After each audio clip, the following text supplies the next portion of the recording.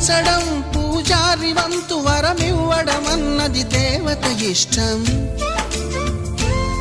ప్రేమించడం ప్రేమికుడి వంతు కరుణించడం అన్నది ప్రేయసి ఇష్టం. ఎందువల్ల నిన్ను ప్రేమించిందో చిన్ని మనసుకే తెలియదుగా, నిన్ను మరవడం జరగదుగా.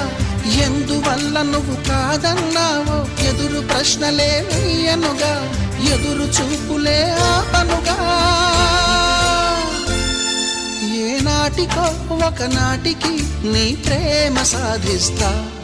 నిన్ను చూడాలని ఉన్నా, నిన్ను చూడాలని ఉన్నా